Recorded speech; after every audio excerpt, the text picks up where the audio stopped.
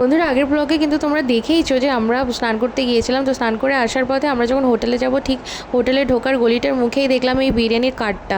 তো এটা একটা মুভিং বিরিয়ানির কার্ট, একটা টোটোর মতো আছে, তার সাথেই কিন্তু এই সেট আপটা রেডি করা আছে। উনি ওনার এই সেট আপ নিয়ে চলে আসে এখানেই উনি দাঁড়ান, এখানেই উনি বিক্রি করেন এবং রাত্রিবেলায় সমস্ত যখন ওনার বিরিয়ানি হাঁড়িগুলো খালি হয়ে যায় উনি বাড়ি চলে যান। তো এই বিরিয়ানিটা 100 টাকা করে, আর এই বিরিয়ানিটা খুবই আমাদের ভালো লেগেছে আমাদের কাছে। তো এটা বেশ জুসি জুসি ছিল, যেরকম কলকাতার বিরিয়ানি হয় ওরকম নয়, একদম ডিফারেন্ট, খানিকটা হায়দ্রাবাদি বিরিয়ানি যেরকম মশালেদার হয় ওরকমই সেম। তো এই বিরিয়ানির সাথে উনি সার্ভ করেন কিন্তু রায়তা, মানে রায়তা ঠিক নয়, সেই খানিকটা আমার মনে হলো যেন পাখালা ভাতের যে জল দিয়ে যে একটা সুন্দর একটা ড্রিঙ্ক টাইপের বানানো হয় ওরকম আর কি, দই দিয়ে পান্তা ভাতের জল দিয়ে এরকম টাইপের একটা কিছু বানানো। ভালো ছিল খেতে, জিনিসটা রিফ্রেশিং ছিল খুব, আর সেই সঙ্গে কিন্তু গ্রেভি সার্ভ করা হয়। আর 3 পিস মতো এখানে চিকেন থাকে, আর থাকে আলু, দেখতেই পাচ্ছ। তো বিরিয়ানির হাঁড়িটা সবে উনি খুলেছিলেন, আমাদের দেখে ভালোই লাগলো। 100 টাকা করে পার প্লেট ছিল। আর স্নান করে উঠে এত প্রচণ্ড মানে খিদে পেয়ে গিয়েছিলো আমাদের, কারণ হচ্ছে সমুদ্রের ঢেউগুলো এত বেশি উথাল পাতাল, তো সমুদ্রের ঢেউয়ের সাথে লড়াই করতে করতে আমাদের প্রচণ্ড খিদে পেয়ে গিয়েছিলো। তাই আমরা ভাবলাম ফার্স্টে 1 প্লেট অর্ডার করে নিই, আর 1 প্লেট অর্ডার করে খেয়ে যদি আমাদের ভালো লাগে তবে আমরা এটা পার্সেল করিয়ে নিয়ে যাব। কারণ আমরা যে হোটেলে থাকছিলাম ওখানে কিন্তু রেস্টুরেন্টটা খোলা ছিল না, তাই খাওয়ার ব্যবস্থা ছিল না। স্নান করে দেখো শুকনো কাপড় চোপড় করে নিয়েছি, তো মাথা ভিজিয়েছি, এই যে যাচ্ছি দিদিদের রুমে। তোমাদের বলা হয়নি যে ফার্স্টে যে রুমটা আমি তোমাদের দেখিয়েছিলাম যেটা আমার দিদিরা ছিল, তো দিদিদের রুমটা হচ্ছে চেঞ্জ করে দেওয়া হয়েছিলো, কারণ ওখানে এসির মধ্যে প্রবলেম হচ্ছিলো, এসিটা ওয়ার্ক করছিলো না, ঠান্ডা হচ্ছিলো না। তো সেই কারণে রুমটা চেঞ্জ করে এই রুমটা দিয়ে দিয়েছে। তো এই রুমটায় চলে এসেছি। এই রুমটা একদম লিফটের সোজাসুজি রুম, যে লিফটটা দিয়ে আমরা উঠলাম সেই মানে সেম ফ্লোরেই, কিন্তু লিফটের একদম সোজাসুজি যে রুমটা ওই রুমটা। তো এই রুমটা একটু ডিফারেন্ট, কারণ এখানে ব্যালকনির যে পোর্শনটা আছে সেটা হচ্ছে নেট দিয়ে ঘেরা আছে, সেটা আমি অবশ্যই তোমাদেরকে নেক্সট ব্লগে দেখিয়ে দেবো। আর আরেকটা এক্সট্রা করে জায়গা আছে, সবটাই তোমাদের কিন্তু দেখাবো। তো তোমরা ব্লগগুলো ফলো করতে থাকলে অবশ্যই জানতে পারবে। তো সবাই আলাদা আলাদা রকম খাবার খাচ্ছি। আমরা নিয়েছিলাম বিরিয়ানি, আমি আর আমার বর হচ্ছে বিরিয়ানি খাচ্ছি, আর আমার ভাই দিদি ওরাও কিন্তু হচ্ছে ভেজ মিল নিয়ে এসছে, দেখো ওরা সেটা বাড়ছে। আর এদিকে কিন্তু আমার দাদা আর হচ্ছে ভাগনা, এরাও হচ্ছে বিরিয়ানি খাচ্ছে। তো সবাই সব রকমই খাওয়া দাওয়া করছে, কারণ ভেজ মিল আনার কারণ ছিল মাছগুলোকে কিন্তু আমরা অলরেডি রান্না করতে দিয়েছিলাম। তো চিংড়ি মাছটাকে বেশ টমেটো আদা রসুন দিয়ে কষিয়ে করেছে, ওটা ভালোই লাগছিলো খেতে। কিন্তু আরেকটা যে মাছ আমরা কিনেছিলাম ওই মাছগুলোকে সর্ষে বাটা দিয়ে করে ফেলেছে, যেটা মোটেও ভালো লাগছিলো না, কারণ সামুদ্রিক মাছের এই ধরনের সর্ষে বাটা খুব একটা ভালো লাগছিল না আর কি খেতে, বা ওনার করার প্রসেসটাও খুব একটা ভালো ছিল না, সেই কারণে আমাদের কাছে ভালো লাগেনি। তো ওটাও যদি এমনি কষিয়ে করতো, ঝাল ঝাল করতো, তবে হচ্ছে ভালো লাগতো। তো আমরা হচ্ছে বলিনি যে কীরমভাবে কী করতে হবে না করতে হবে, উনি বললো আমি নিজের মতো করে দেবো। তো আমরা একটু ঝোল রাখতে বলেছিলাম। তো যাই হোক এরকম করেছে। আর ভেজ মিলে কী কী দিয়েছে দেখো। তো ভেজ মিলের মধ্যে ছিল হচ্ছে আলু পোস্ত, তো ডাল ছিল, তো খুব একটা ভালো ছিল না, আলু পোস্তটা একদম জল জল ট্যালট্যালে টাইপের ছিল, ডালটাও সেম।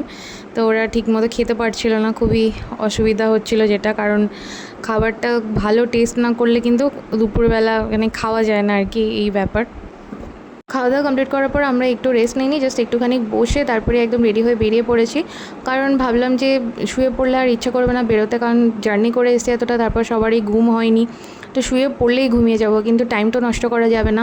অল্প টাইম, তার মধ্যেই যতটা পারা যায় ঘুরে যেতে হবে আর কি, মানে সমস্তটাই ঘুরে ফেলতে হবে যতটা পারা যায়, মানে ছেড়ে তো যাবে অনেক কিছুই, তারপরেও যতটা পারা যায় ঘুরে নিতে হবে, কারণ ঘুরতেই তো এসছি। তো এই দেখো, তো আমরা 3-4জন পেছনে বসেছি, তোজও আছে, ওকে দেখা যাচ্ছে না কারণ হচ্ছে কোলে বসেছে আমার বরের কোলে, আর সামনে হচ্ছে দাদা তো আছেই, দাদা তো চালাচ্ছে গাড়ি, আর তার পাশে হচ্ছে দিদি। আর এই তো এখন সবগুলো সমস্ত খুলে গেছে, এখানে মিয়ামারও আছে, তাই তোমাদের কোনো সমস্যা নেই। যারা মিয়ামারের খাবার খেতে পছন্দ করো তারা এখান থেকে সব খেতে পারো। আর জামা কাপড়ের দোকান থেকে শুরু করে ওখানে ছোটো ছোটো ইয়েও ছিল, এই রেস্টুরেন্ট টাইপের যেখানে ফাস্ট ফুড পাওয়া যায়, তো সব কিছুই আছে ওখান থেকে, তোমরা শপিংও করতে পারবে। এটা হচ্ছে যে আরেকটা কথা বলে দিই, আমাদের হোটেলটা হচ্ছে স্বর্গদ্বার থেকে লাইট হাউস যাওয়ার রাস্তার মধ্যে পড়ে, মানে আমাদের হোটেলটা ছিল হচ্ছে লাইট হাউস থেকে স্বর্গদ্বারের দিকে প্রায় 2-3 মিনিট হেঁটে এসে, মানে আমাদের হোটেল থেকেই কিন্তু 3 থেকে 4 মিনিট ডিস্টেন্সেই হচ্ছে লাইট হাউসটা ছিল। তো যেখানে ছিল বলে দিলাম তোমাদের আর কি, মানে স্বর্গদ্বার থেকে বেশ কিছুটা যেতে হবে, আর লাইট হাউস থেকে 2-3 মিনিট ওয়াকিং ডিস্টেন্সে।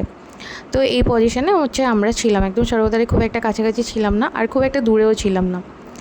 তো এই যে এরপর হচ্ছে আমরা দেখো যাচ্ছি হচ্ছে আমাদের ডেস্টিনেশনের দিকে। আর এই ওয়ালগুলো এত সুন্দর হচ্ছে, পুরো জায়গাটা কালার করা, এত ভালো লাগছিলো, তাই ভাবলাম তোমাদের সাথে শেয়ার করি। সব ওয়ালগুলোতে কি সুন্দর করে ডলফিন থেকে শুরু করে মানে অ্যাকোয়াটিক যে লাইফ হয় সেরকম দেখিয়েছে আর কি। যেহেতু এটা হচ্ছে যে সি বেস একটা জায়গা, তো সেই জন্য হচ্ছে সমস্ত ওই সি এর টাইপের ক্রিয়েচারগুলো এখানে আঁকা রয়েছে। তো দেখতে খুব সুন্দর লাগছিলো ওয়ালগুলো। আর এর আগে যখন এসেছিলাম তখন এরকম ছিল না, এগুলো নতুন করে করেছে, খুব সুন্দর করে সাজিয়েছে, তো খুব ভালো লাগছিলো।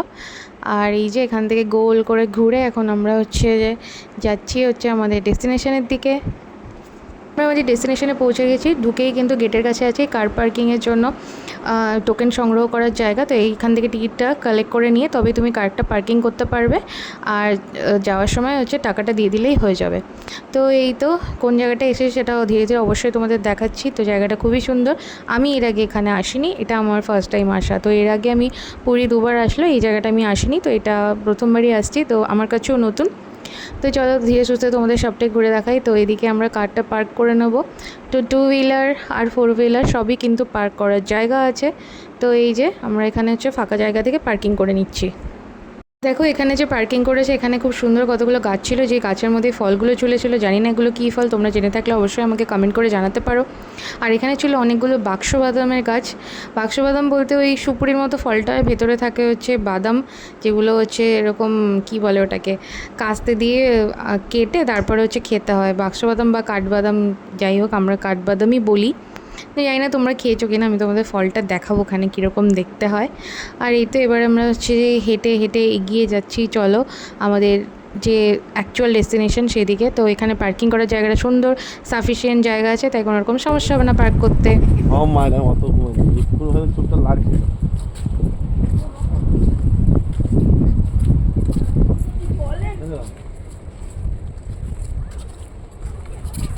এখানে আছে টিকিট কাউন্টার। তো এই টিকিট কাউন্টারে তোমাদের পার পার্সন 20 টাকা করে কিন্তু এন্ট্রি ফিস দিতে হবে। আর যদি তোমরা এখানে স্নান করো, চেঞ্জিং করো, এই সমস্তর জন্য কিন্তু 50 টাকা করে দিতে হবে। তো স্নান করো, চেঞ্জ করো এটা কেন বলছে, কারণ এটা একটা বিচ, এই বিচটা কিন্তু প্রাইভেট বিচ। তো এই বিচের সাথে নর্মাল যে বিচ সেটা কিন্তু ফেন্সিং করে আলাদা করে দেওয়া হয়েছে। তো এটা একটা প্রাইভেট ক্লোজ বিচ। তো এই বিচে আসার জন্য কিন্তু আমাদের 20 টাকা করে দিতে হচ্ছে পার পার্সন। তো নর্মাল যে বিচে আমরা স্নান টান করি সেখানে তো আমাদের কোনো রকম টাকা দিতে লাগে না, ফ্রি অফ কস্ট, কিন্তু এটা প্রাইভেট বিচ। তো প্রাইভেট বিচ যে এরকমভাবে হয় সেটা আমি ফার্স্ট টাইম এখানে এসে জানলাম, আমার জানা ছিল না। পুরোই ডিফারেন্ট একটা ব্যাপার, আমার ফার্স্ট টাইম এক্সপিরিয়েন্স হলো। আর এটা দেখো একটা রেস্টুরেন্ট বা ক্যাফেটেরিয়া বলতে পারো। তো এই ছোটো মতো রেস্টুরেন্টে অনেক রকম খাবার দাবার আছে, তোমরা এখানে খাবার অর্ডার দিয়ে বসে কিন্তু এই জায়গাটা মানে খাবারটা এনজয় করতে পারো। এই জায়গাটাও খুবই সুন্দর, চারিদিকে গাছপালাও আছে আর খুব সুন্দর হাওয়াও দিচ্ছিলো। আর এমনি ন্যাচারালি এখানে হাওয়াই থাকে, সমুদ্রের পাশে বিকেলবেলা সবসময় হাওয়া চলতে থাকে। তো জায়গাটা খুবই সুন্দর। আর এখানে আলাদা করে হচ্ছে ক্রিম অ্যান্ড ক্যাফে বলে একটা ক্যাফেটেরিয়া আছে। আর এই যে জায়গাটা ইয়েলো কালারের বিল্ডিংটা দেখছো, এটা একটা হোটেল বা এটা একটা বিশাল বড় একটা ব্যাঙ্কোয়েট টাইপেরও বলতে পারো ভেতরে আছে, যেখানে কিন্তু বিভিন্ন রকমের সোশ্যাল যে ফাংশনসগুলো হয় সেগুলো হয়। কারণ আমি দেখেছিলাম এখানে একটা ব্যানার দেওয়া ছিল, যেখানে একটা রিং সেরিমনির ব্যানার দেওয়া ছিল। তো খুবই সুন্দর জায়গা, এখানে রুম বুকও করা যায় আমার যতদূর মনে হলো। তো এটা কীভাবে বুকিং করে বা এখানে এসে কথা বলতে হয় কিনা, অনলাইনে করতে হয় কিনা, সের বিষয়ে আমার জানা নেই।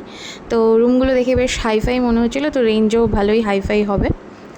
তো সুন্দর, বেশ খারাপ না, ভালোই লাগছিলো। তো ভেতরটা অনেকটা বড়, সুন্দর, বেশ সাজানো গোছানো। তো এখানেও সামনে হচ্ছে এরকম টাইপের একটা কাউন্টার মতো করা আছে। তখন আমরা বিচের বাইরের জায়গা থেকে হাঁটছিলাম, যেখানে এই প্যালেসটা আছে।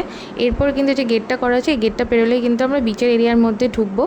তো এই গেটের কাছেই কিন্তু যে টিকিটটা আমরা কেটেছি সেই টিকিটটা চেক করার জন্য কিন্তু চেকার আছে।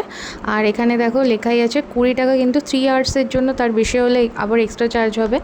আর 50 রুপিস যদি তোমরা এখানে স্নান করো বা চেঞ্জিং করো, মানে স্নান করে চেঞ্জিং করলে সেই ব্যাপারে 50 টাকা। আর এখানে বিভিন্ন রকমের চেয়ার আছে, তো সব চেয়ারের টাইমিং এবং সেখানকার প্রাইস চার্ট সবই কিন্তু এখানে দেওয়া আছে। তোমরা কিন্তু ভিডিওটা ওখানে পজ করে দেখে নিতে পারো। আর এখানে খুব সুন্দর করে এই আর্কিটেকচারগুলো করা আছে, যেগুলো কিন্তু পুরীর ঐতিহ্য। এরপর দেখো আমরা সামনের দিকে হেঁটে এগিয়ে যাচ্ছি। তো এই অবধি তো এমনি পাথর বসানোর রাস্তা ছিল, এরপরে হচ্ছে বালি দিয়ে এগিয়ে যেতে হবে, যেহেতু বিচের মধ্যে আমরা অলরেডি চলেই এসেছি।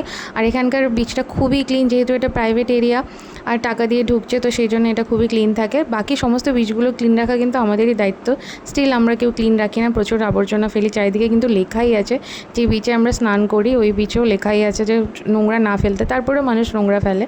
তা আমরা একটু দায়িত্ববান হলেই কিন্তু এরকম টাকা দিয়ে পরিষ্কার বিচে আসতে হয় না, ফ্রিতেই আমরা পরিষ্কার বিচে থাকতে পারবো। তো এই বিচটা খুবই সুন্দর, আমার খুব ভালো লেগেছে। এবার আমি বলে দিই, এই বিচটার নাম হচ্ছে গোল্ডেন বিচ। তো এটা পুরীর থেকে খুব বেশি দূরে না, অল্প একটু দূরে। তোমরা যে কোনো রকমের মানে পাবলিক যে মানে ইয়েগুলো ট্রান্সপোর্টগুলো আছে আর কি, পাবলিক ট্রান্সপোর্টে করে তোমরা কিন্তু চলে আসতে পারবে এই গোল্ডেন বিচে। আর 20 টাকা দিয়ে তোমরা কিন্তু ঢুকে আরামসে 3 আওয়ার্স সুন্দরভাবে বিচটা কিন্তু তোমরা এনজয় করতে পারবে। আর এখানে চেয়ারেও বসতে পারবে, খুব সুন্দর একটা জায়গা, খুব সুন্দর বিচ। আর স্নান তো করতেই পারবে। আর এখানে দেখো যেটা বাইরে লেখা ছিল সেটাই সেম ওয়েতে এখানে আবার হচ্ছে লেখা আছে, তো কীরকম কী দাম আছে। তো এখানে তোমরা চেয়ারেও বসতে পারবে। আর একটু সন্ধ্যের দিকে অবশ্য চেয়ারে তোমরা ফ্রিতেই বসতে পারবে, তখন আর কেউ টাকা চাইতে আসে না। আমরা বসেছিলাম, তোমাদেরকে সেটা অবশ্যই আমি ব্লগে শেয়ার করবো, দেখতে থাকো। আর এখান থেকে হচ্ছে খুব সুন্দর লাগছে সমুদ্রটা, কারণ এই বিকেলবেলা সমুদ্রের পাড়ে এত সুন্দর হাওয়া দেয়, তারপর আবার এত সুন্দর নীল নীল চেয়ার, সে সঙ্গে নীল নীল সমুদ্র, খুবই ভালো লাগছিল। তো তোমরা যারা ঘুরতে আসবে পুরীতে তারা অবশ্যই কিন্তু এই বিচটা ভিজিট করো, আর এসে কিন্তু এখানে অবশ্যই টাইম স্পেন্ড করো, ভালো লাগবে তোমাদের। আমাদের নাম লেখো ওখানে, সবাই লিখেছে। লেখো না, এখনই লেখো। মাছটাই ছিল তাহলে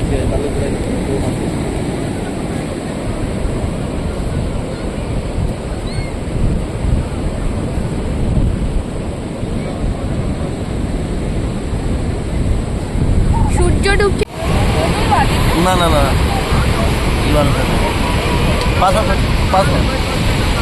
মরে গেছে,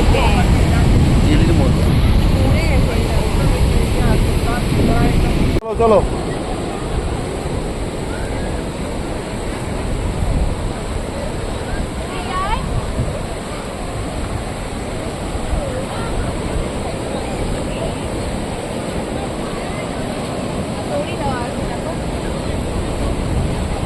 দড়ি আছে।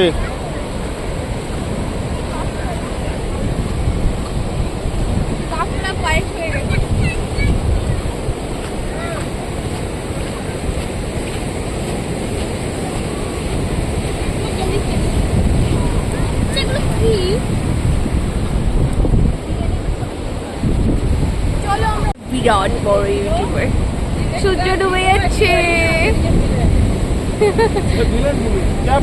ভাই, বিশাল বড় ইউটিউবার, বিগ ফ্যান দিদি, বিগ ফ্যান।